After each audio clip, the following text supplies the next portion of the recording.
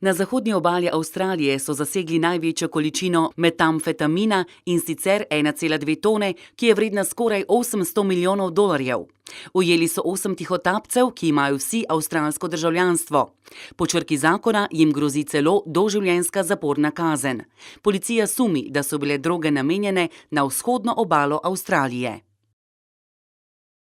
Organizatorji poletnih olimpijskih iger, ki bodo leta 2020 v Tokiu, so predstavili proračun za izvedbo iger, in sicer v višini 12,6 milijarde dolarjev.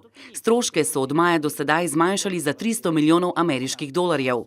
Organizatorji iger se trudijo zmanjšati stroške, saj se bojijo, da bi s prekomerno naracionalizacijo preveč obremenili japonske davkoplačevalce.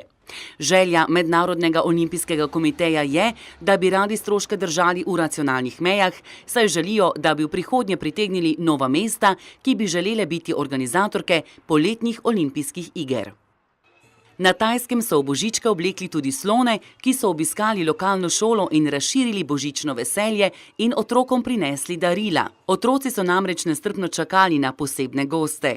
4 sloni so svojim merilci delili balone, lutke in prigrizke ter razveselili otroke s posebnim plesom. Tajska je pretežno budistična država. Kristjanov je le okrog 0,7% prebivalstva. Božič ni uradni praznik v državi, vendar so marsikatere trgovine stopile v korak s časom in Božič tudi postaja praznik, ki se ga praznuje. 10 umetnikov se je pridružilo projektu Umetnost za urbano menjavo.